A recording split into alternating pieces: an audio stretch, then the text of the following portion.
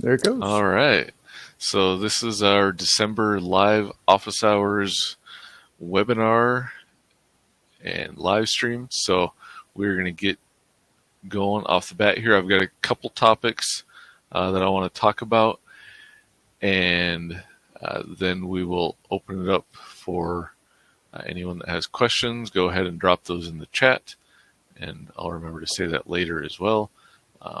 And of course, as we mentioned to Todd, if you have a site that you want us to look at, drop it down there and we will take a look.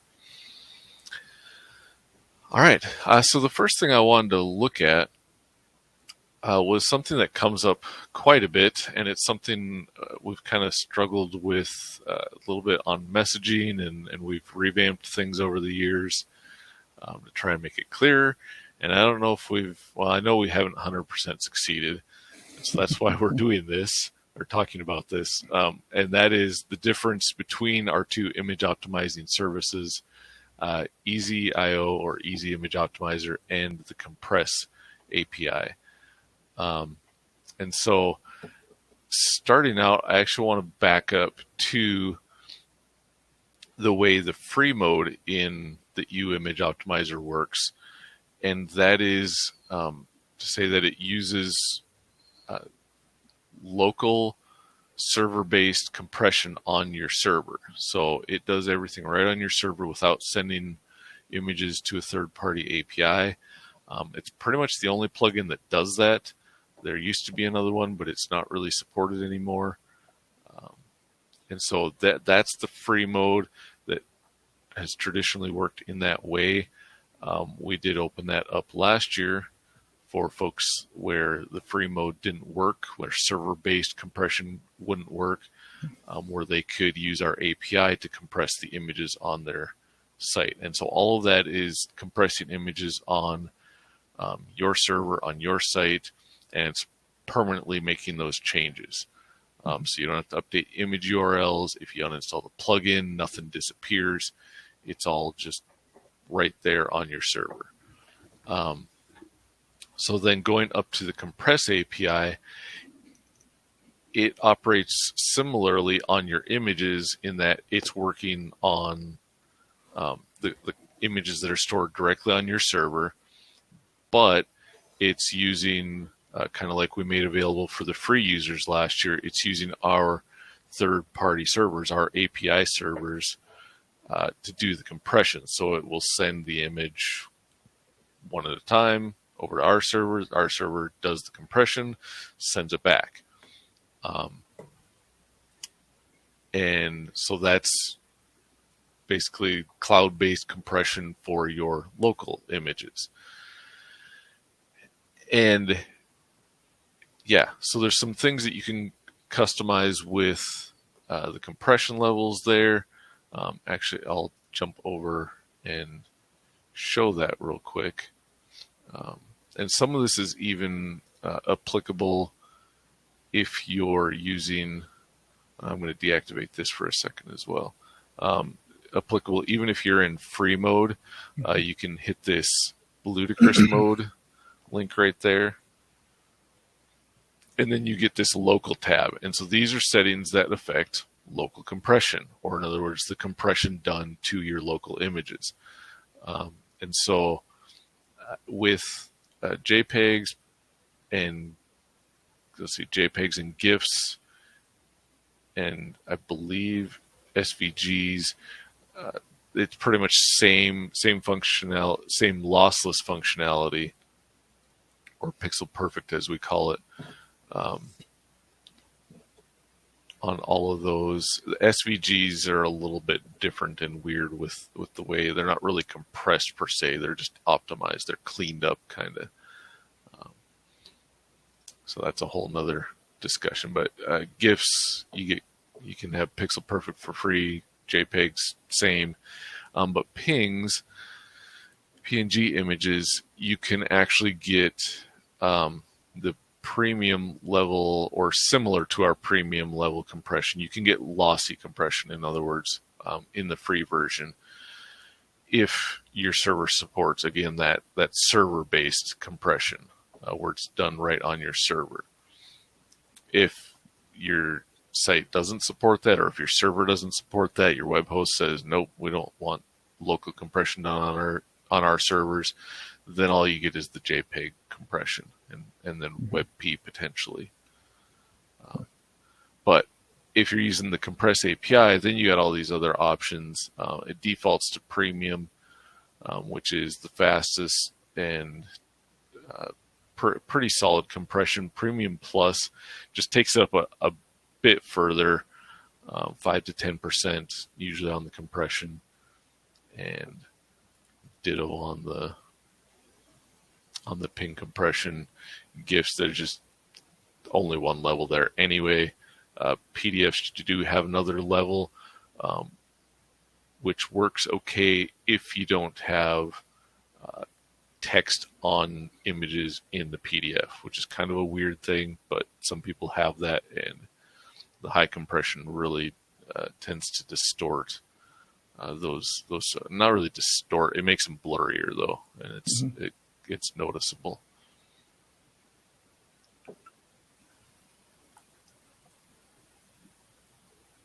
Otherwise, if you just have standard, like pings and, well, maybe not even pings, but if you got JPEG content in there, you'll be okay. If you have ping sort of content in your PDF, yeah, stay away from the high compression option there. All right, so that's that rabbit trail. Let me double check if there was something else I wanted to mention yet in relation to the Compress API. Okay, so again, that's cloud-based compression for your local images. EasyIO does things completely differently. It works as a pull mode CDN. So in other words, someone visits your page. Let's get rid of this for now. Someone visits your page, the browser goes to load this image, it sends a request to our CDN. Our CDN then goes and grabs a copy from your server, compresses it, sends it back. And then, of course, once it's done that, it stores it on the CDN and saves it for future use. So it's creating copies, essentially, of your images on demand or on the fly as they're viewed and compressing them on our servers without ever touching an image on your server.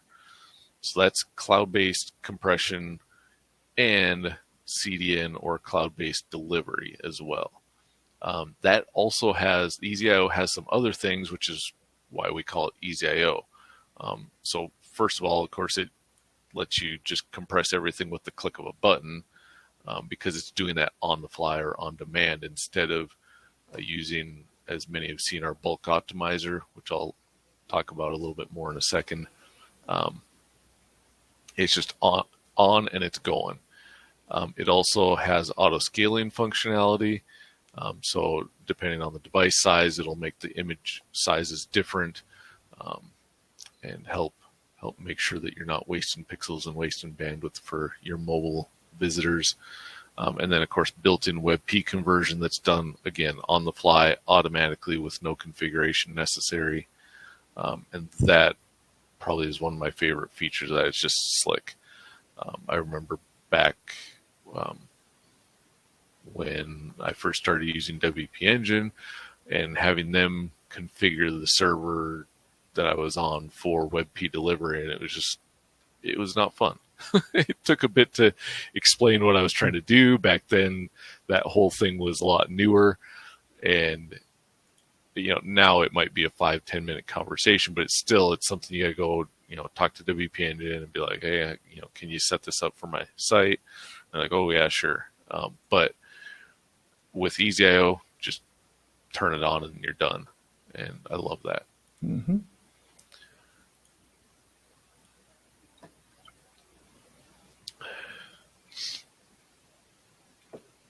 Okay, so that's kind of explaining what they are and hopefully how they're different, in that the Compress API is working on the images on your server. EasyIO is working on copies of your images that are stored on our CDN servers. And then it's doing all those extra, things with auto scaling and WebP as well. Can I ask a quick question about this? and you maybe are heading in this direction. How do the two interact? Meaning, if I do something to one of the images in my media library, how is that going to affect things that work on EasyIO? Or, because you said EasyIO is kind of in between and does it on the fly, but it's not using the images that are in my media library. Right. And so if, basically whenever you turn on EasyIO, it's going to be using the image that is in existence as it is at that point. Well, and again, because it's on the fly, if an image doesn't get access for a week, well, then it's the one that got, copied from your server to the EasyIO server the first time a visitor viewed it. So a week ago. And so if that, if the image isn't even on your website anywhere yet, it's just in the media library but not published on a page, well then, no one's going to load it on the CDN typically. But if you preview it, of course, well, let me think about it. Yeah, if you preview it, it'll load those into the CDN cache at that point. So there would be that, kind of in between where, it wasn't public yet, but because you loaded it on a preview page, it would grab it and optimize it right then. I feel like there was more I was going to say about that.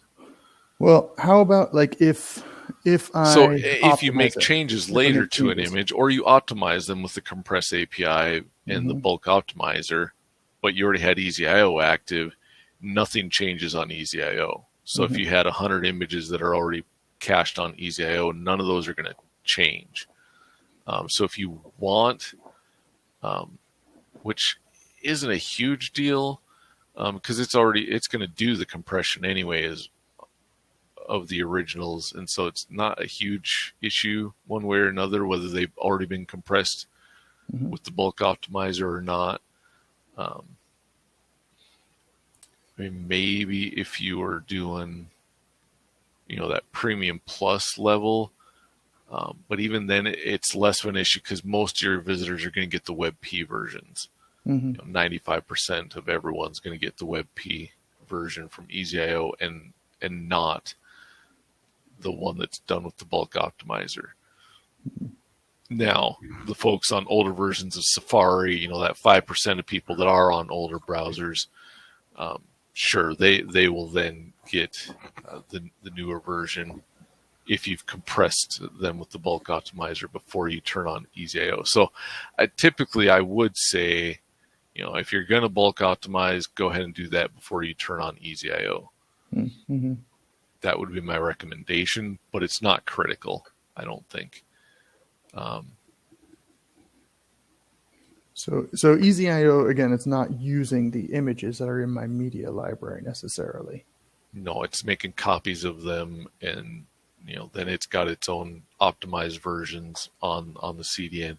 And we store those for at least a month, potentially longer. It depends on how much traffic your site gets and how many times a particular image gets accessed, to whether it falls out of the CDN cache and then subsequently falls out of our 30-day cache window.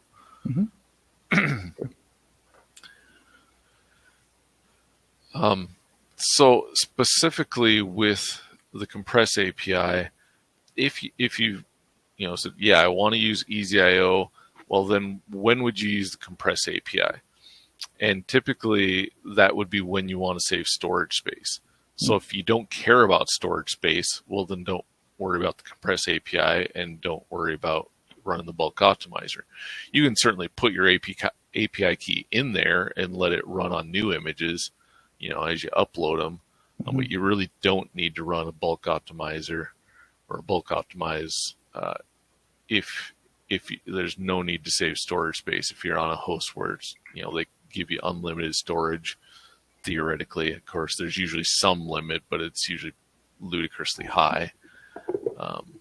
But if you're on, on a managed host like Kinsta or WP Engine or something like that, and you've only got, say, 5 gigs of storage and you got a lot of images, well, then, that that would definitely be a case where you would want to use both of them, and that's a big reason why we started bundling the two together at the beginning of the year in the unlimited bundle.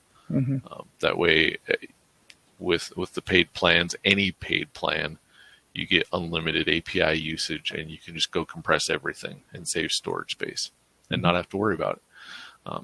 Not worrying about how many images you've got or whatever. So yeah. So the bulk optimizer, that's where, and so the bulk optimizer, kind of the same deal as the compress API. You use it to save storage space if you're already using EasyIO. Now, if you're not using EasyIO, well, then you use it to optimize your images and make your site faster. But with EasyIO, that's the bulk optimize is not necessary to make your site faster.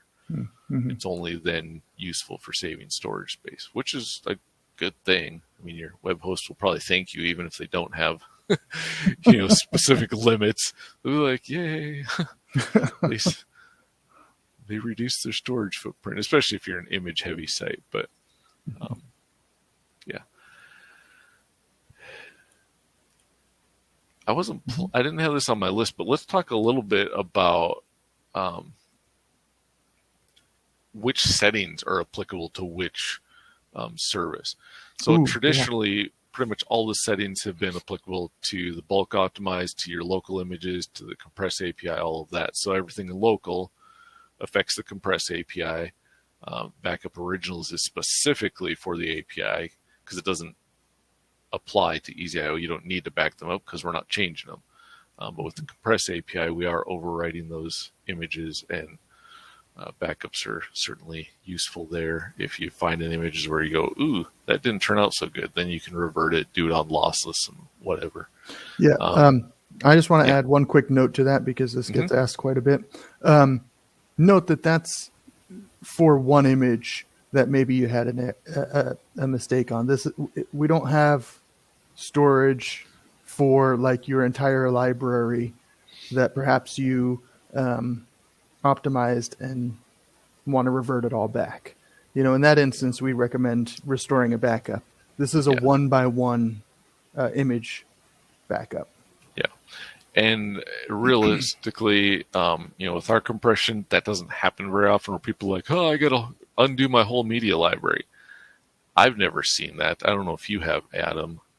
I know we've had people ask, do you have a bulk restore? But a lot of times it ends up being that it wasn't even the bulk optimizer that screwed them up in the first place. I've had people, optimize a folder that they want the entire folder, unoptimized or something like that. And it's, there isn't the capability to unoptimize things on a section like that. And I think a lot of times in that sort of case, it might be where, they're storing some stock photos in a particular folder, and they want those to be strictly lossless. They don't want any compression applied to that or any lossy compression. So that would be, one of the things I can think of where it would be a potential issue, even though generally no one can see the difference either way. But yeah.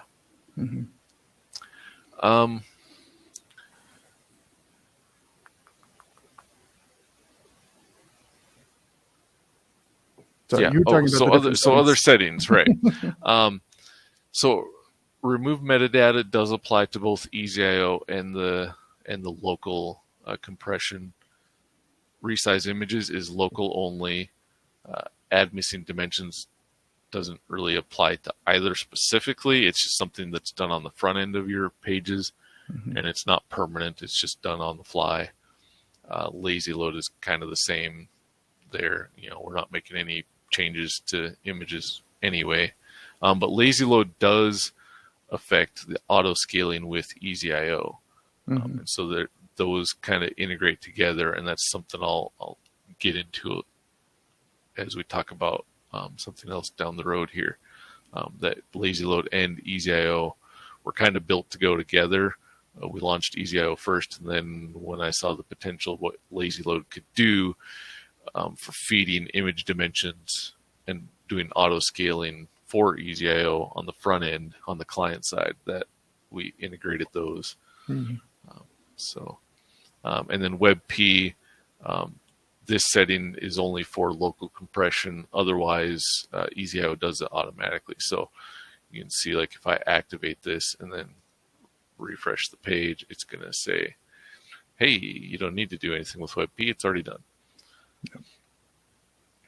And normally that's the basic settings and what you would normally see anyway. But in the ludicrous mode, like we said, these are all local things, and with the compress API. Same with parallel, scheduled, include media, include originals.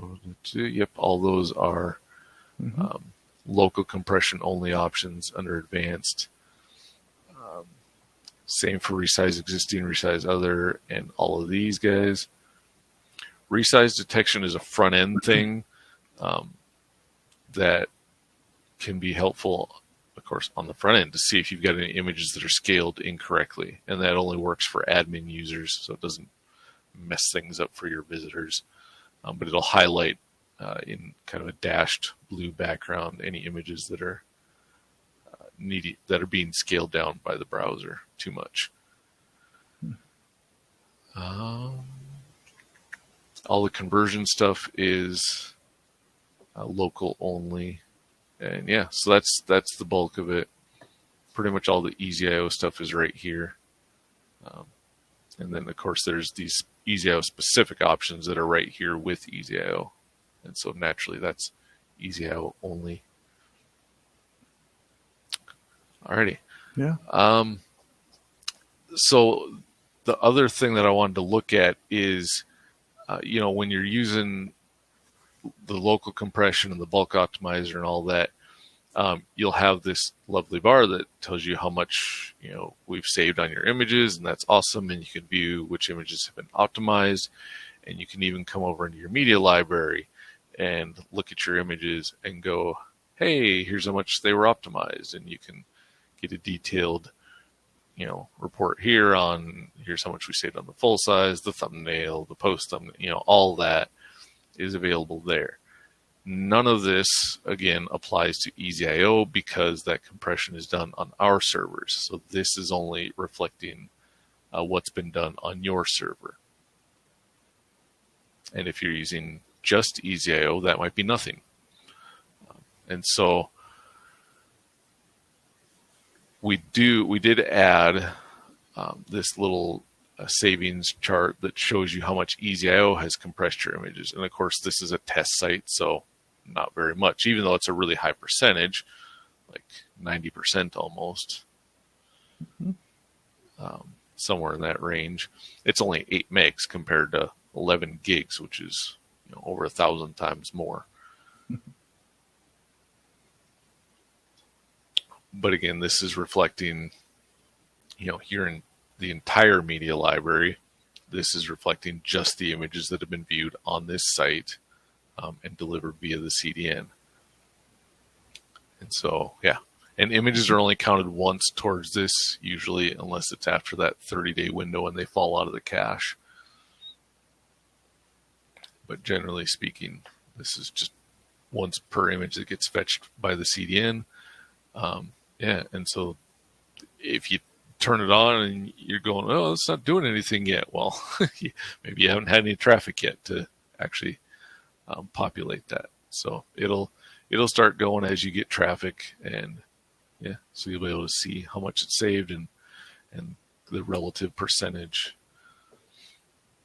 in comparison to the original images. And this tends to be a lot higher for 2 reasons. One, because it's doing WebP, and 2, which is a little more aggressive than our compression, and 2, because it's doing the auto scaling. And so it's not just the compression, it's also getting savings from scaling an image down from, say, 1,500 pixels or 2,000 pixels down to whatever it is on the page. Especially on mobile, it might only be 300-400 pixels. So it's going to be maybe a 10th, maybe a 20th of the size, just in the dimensions. So there's a huge savings there already. So percentage-wise, this is usually higher. But if you've done a bulk optimize, this number will tend to be higher. Mm-hmm. Media libraries, dashboard. And then the last thing I wanted to mention with EasyIO is that you might have noticed at the top that we have this lovely notice, and you might have been like, what's that about? Please visit the settings page to complete activation of the Easy Image Optimizer. Well, I already activated it, right? Well, sort of. We have actually a separate plugin for people that are using EasyIO that is kind of our fast track for getting updates to the EasyIO functionality and the lazy load functionality. And so it's this guy right here. It's just simply called Easy Image Optimizer. It's available in the WordPress repository. You don't have to use it to use EasyIO. If you just want to wait to get the updates with everyone else that's using UIO, totally fine. But if you like to be a little more on the leading edge, I wouldn't say bleeding edge, because I test things out before I even send them out to the EasyIO plugin. But yeah, if you want to get the latest updates, that's how you can do it. So if you go in here and Optimizer, just to show you what it'll look like in the list view here, it's popped up the list a little bit further than it used to be, which is nice. So it's this little guy with our little car mascot, little racing guy. So, yep. Yeah, so and that just does the functions for the Easy Image Optimizer. So basically just the CDN, the auto scaling, the auto WebP, and the lazy load. That's what's in that plugin. And actually, I can show you what that looks like real quick, since I do have it installed. And so if you had it active in Image Optimizer and you then activate it here, it'll disable the functionality in the other plugin for you automatically, so that they're not having any weird conflicts. But then it's got similar settings, the JavaScript and CSS stuff, the premium option, exclusions, add missing dimensions, and the lazy load, along with the LQIP placeholders. So, yeah. Very cool. And I've got one other thing, but we'll come back to that because Todd had some questions about his site. So we are going to look at that. Did we get anyone else? We do have someone else. So as I mentioned before, if you have questions that you want us to cover now, go ahead and pop them in the chat. If you've got a site that you're needing help with, you've been struggling with something and you want us to take a look at it, go ahead and drop the URL in the chat, and we can do that as well. So Todd has already put his site in there, and he says it's heavy and still needs some work. And so we will take a look at it real quick. So I'll open the other window, which I will do. All right, so here's Todds Site, homemicrogreens.com. Loading really fast on my connection, but of course I have a really fast connection, so that may not be reflective of what everyone's going to see. That does seem that's actually average, but still I like to be better than average. So 2.4, 3.3 megs total, at least according to GT metrics. Last I looked, it was 3 point something megs was considered average for all the sites that they test.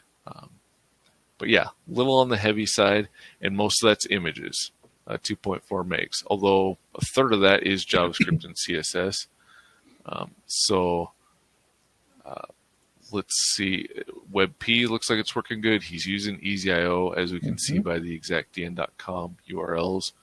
Of course, that's not always a tip-off if you're using a custom domain, but that's a good clue that that's working.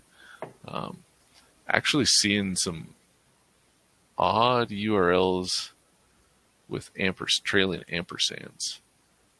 So I'm going to say, Todd, on that specific thing, it's not preventing the WebP stuff from working, so that's good. But you might shoot us an email to our support address, and we'll dig into that a little more and see why those are, unless that's something custom that you did and that just was a side effect of something that you did on the site. But if that's definitely not normal. So we can take a look at that if you want. It also more in depth. It also looks like there's not much in the way of scaling of images going on. I'm just looking at the page here. Well, and I'm thinking there's probably no lazy loading, right, Todd? I'm not sure if I see lazy load here. It looks like there's a lot of background images. So, Shane, if you wouldn't mind scrolling down, I'll show you some good examples. So we got some images there, some images there. Keep going. Bunch of images so like there. that one. That middle one there says which. Yeah, if you inspect that one. Just like this guy right here. Mm-hmm. And so this might be something where maybe lazy load is on, but Todd confirmed for us, but maybe they're not inline background images, and so the plugin doesn't do those automatically. And so I'm clicking through these elements just to see. Actually, I'm too far down. It's probably up here a level. There you go. Right there, we can see here's where the background images are defined. Mm-hmm.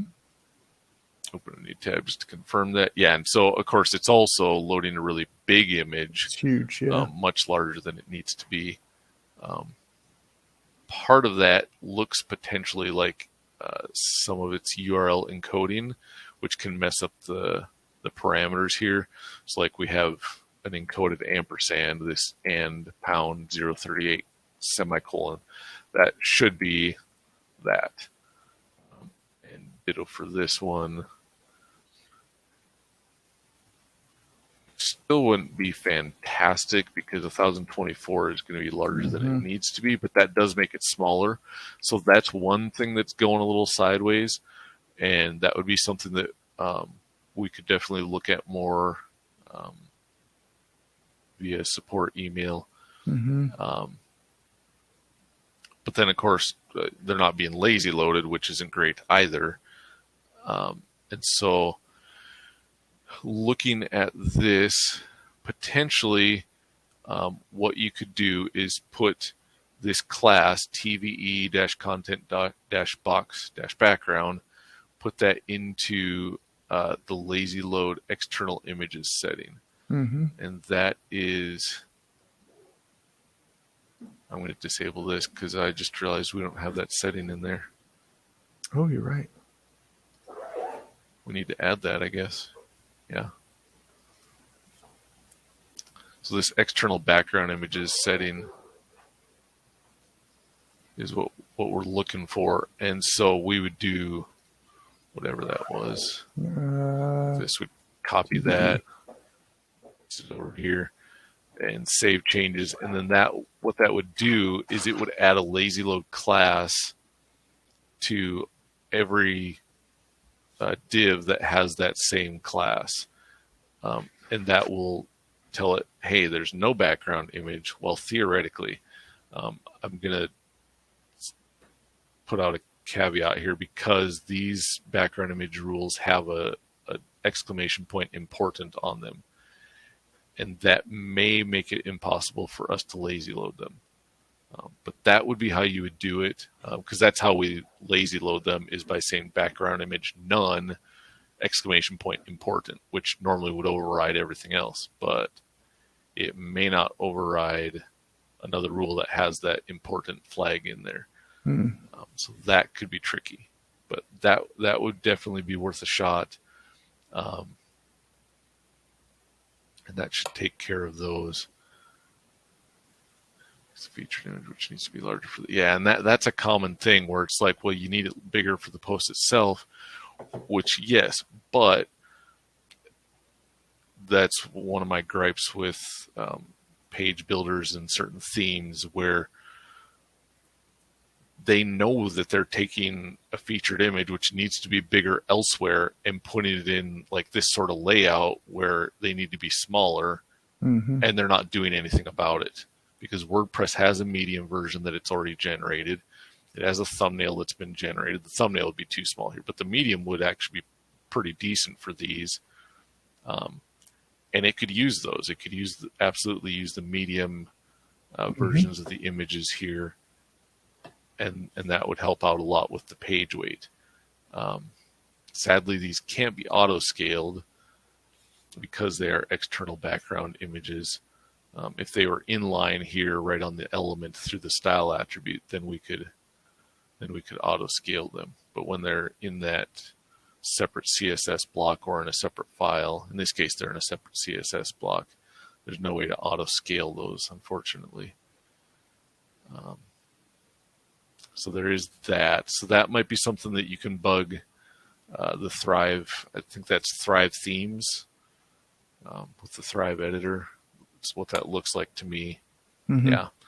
So I would bug them about that. See if you can get them to make that a little bit, more clever.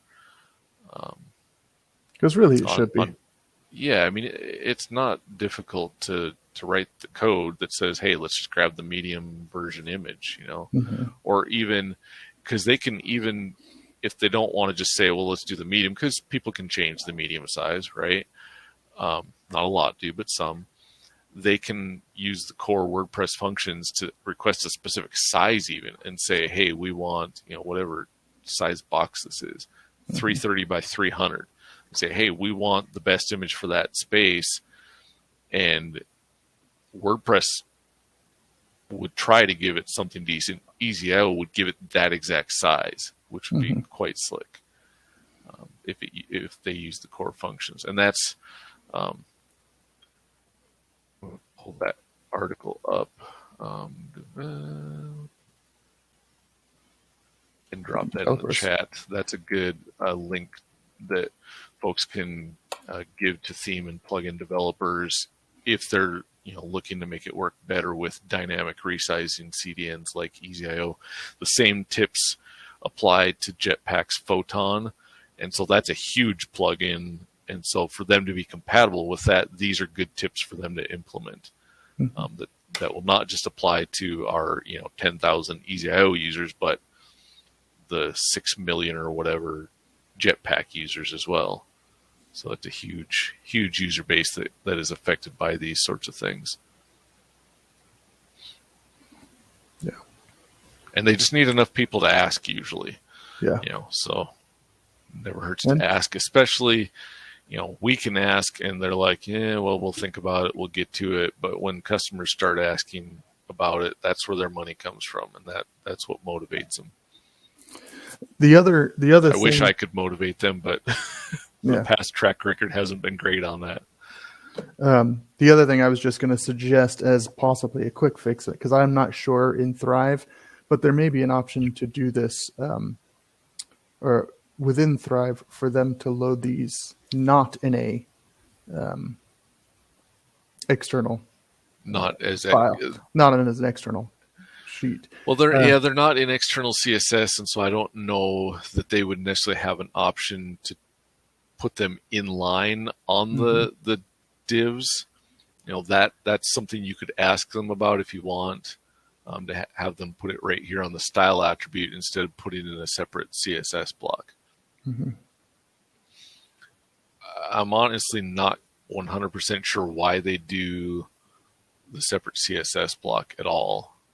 I know from talking to the Elementor folks, they say, well, it's so that they can have it in a separate CSS file and it can be cached by the browser. Well, that's great, but Page Builder CSS usually isn't ludicrous, or at least the page-specific CSS usually isn't ridiculous. It's usually only a couple thousand K at the most. And so that's what they say. That may be the same reason Thrive did it that way, or that might just be because everyone's doing it that way. Let's all do it, and so, but that tends to be a very common pattern with page builders or any visual editors where they do that. The Gutenberg editor does not do that. It does them all in line. I will, if the core devs ever try to do them in a separate block, I will go yell at them nonstop.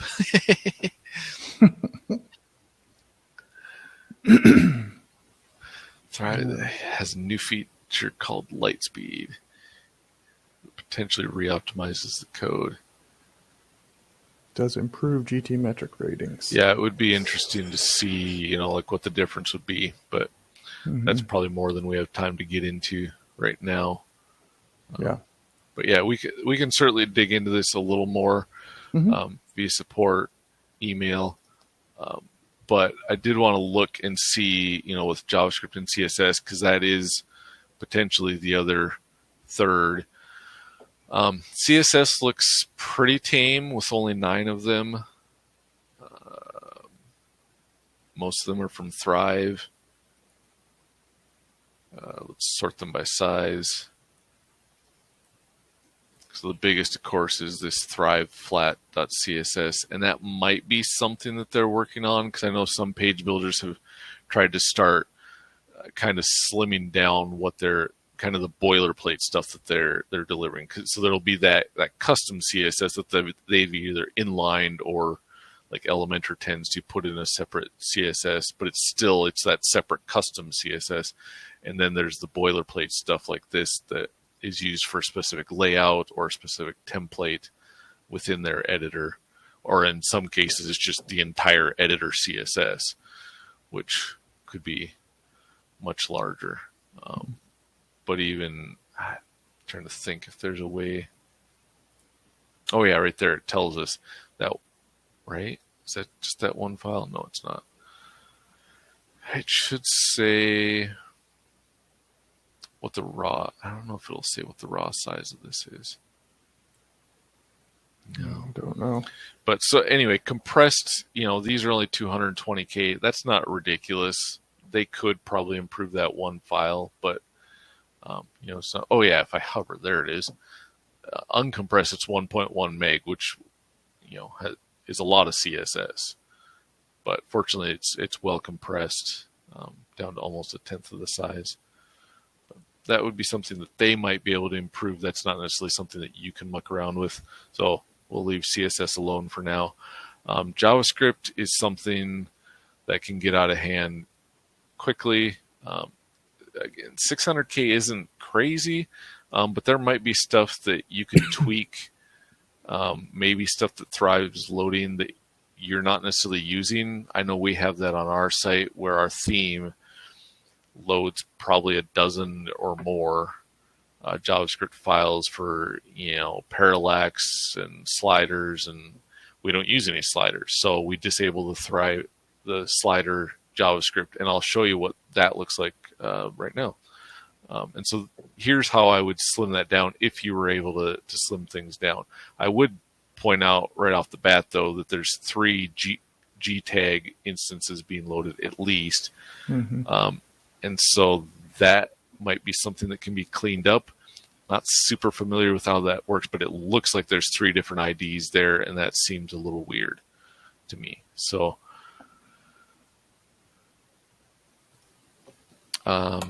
yeah, on cleaning up JavaScript, so we have on the front end, if you're using SWIS, if you're not and you already have the unlimited bundle, you already have a license to SWIS, so go ahead and install it. And at the very least, you can use this feature, even if you already got something like WP Rocket or whatever. Ignore this bit, this is in progress. But you can go through here and see all the CSS that's being loaded. So first off, you'll see the core JavaScript and CSS that's being loaded. The stuff from plugins, it'll tell you which plugin. Well, actually, that's new. It won't tell you that yet. It won't tell you that yet until the next SWIS release.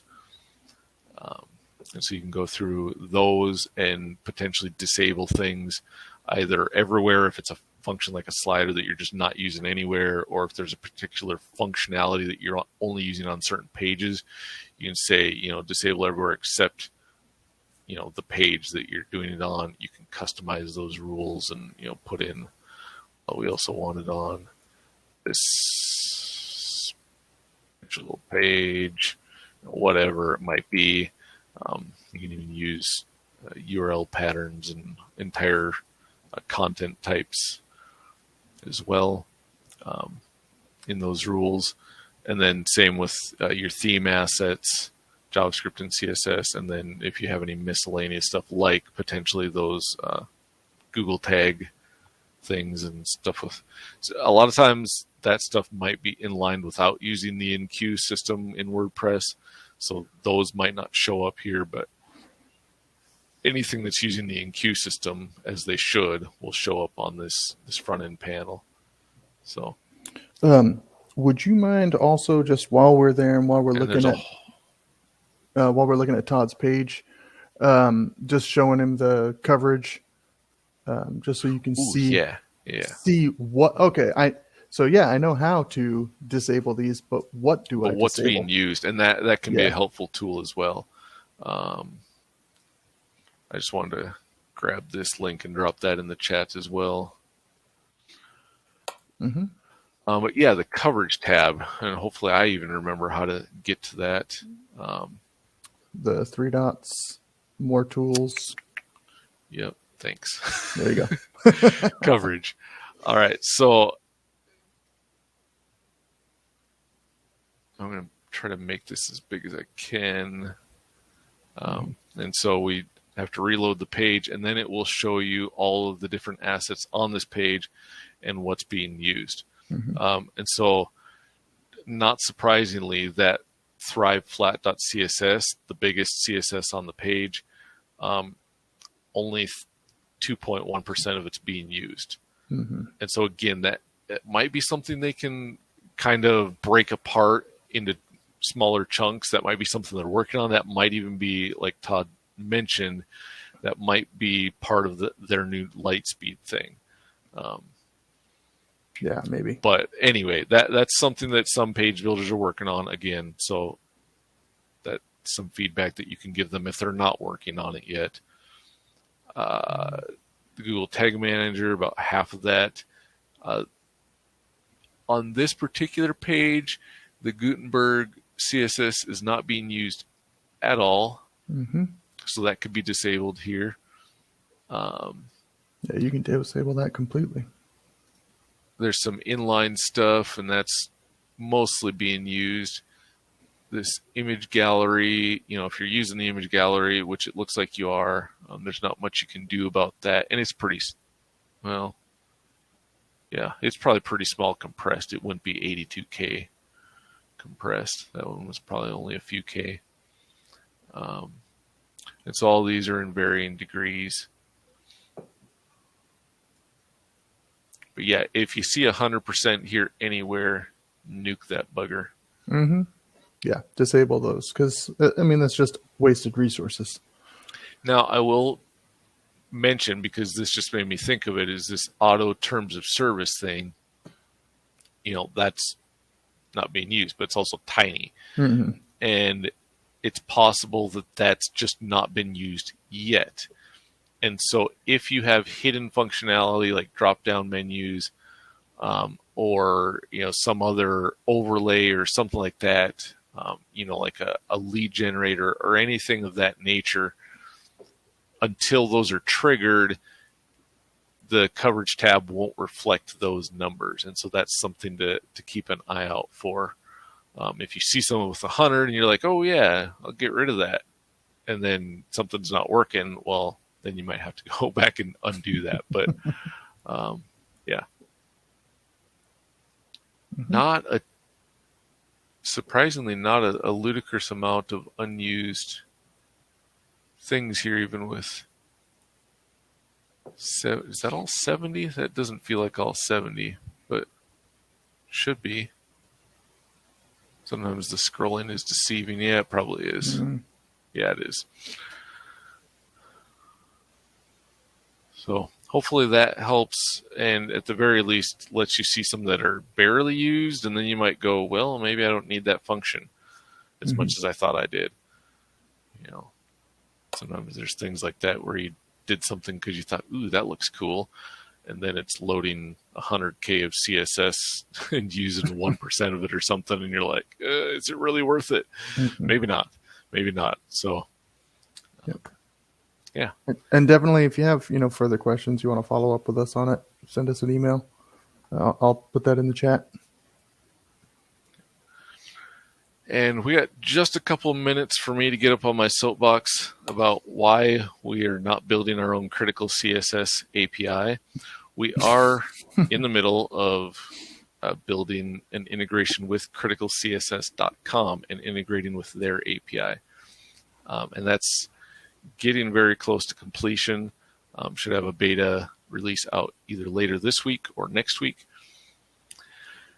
But for several years now, I pretty much, usually at the beginning of the year, it's probably more than a few years, probably been the last 5 years or so, I've made an effort to go through the plugins and the services that we use, because there's a lot of good free stuff out there, and free is awesome.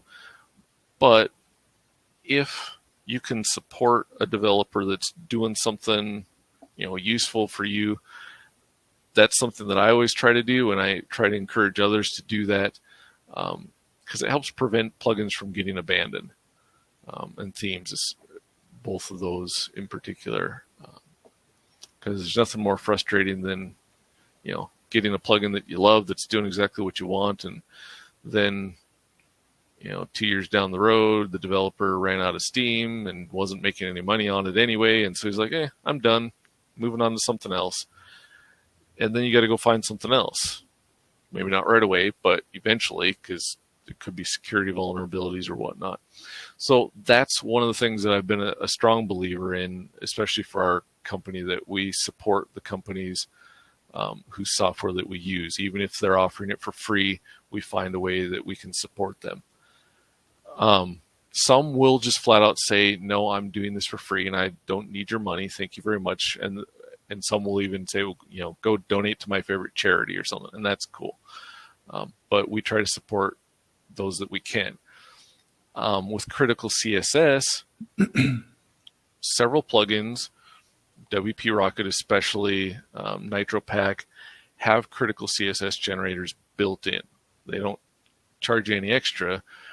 And the reason they do that is because there is a free Critical CSS or an open source Critical CSS generator available that they are all using. Maybe not all, but all the ones that I've checked so far have been using the same one. And it's built by the same guy that runs criticalcss.com. And so when I was looking at this, I had looked at, we could build our own server setup and start our own API. And looks like this, particular library is the most popular one. It's really solid. It's being constantly updated. And then I found out that it was run by Jonas from criticalcss.com. And I went, And so staying true to our, kind of our values, I guess you would say, in supporting the work of companies whose software we use, I felt that we needed to support Jonas in his efforts to continue improving the Critical CSS library that's used by pretty much every plugin out there, and not just take his work in and use it for free. So that is why we're doing that. So, yep. Any last questions before we wrap this up? Any last comments, Adam? I don't think so. I think that dives us down too many deep roads, so we don't need to go there anywhere else. Yeah. And one last thing I would mention, the bonus to not building our own API for Critical CSS is, one, we don't have to become experts in Critical CSS. We can leave that to the people who already are experts, like Jonas and his team. And that frees us up to make the interface better than we would have otherwise. And make that integration really good, and focus on making that integrate with WordPress and making that integrate with people's sites really well, instead of having to focus so much on the API, especially when there's just me and Adam. So our time is limited and there's only so much we can do. You're very welcome, Todd, and everyone else. So, all right. Very good. All righty. Well, Have a great day, everyone. And as always, happy optimizing. We'll talk to you next time. Take care.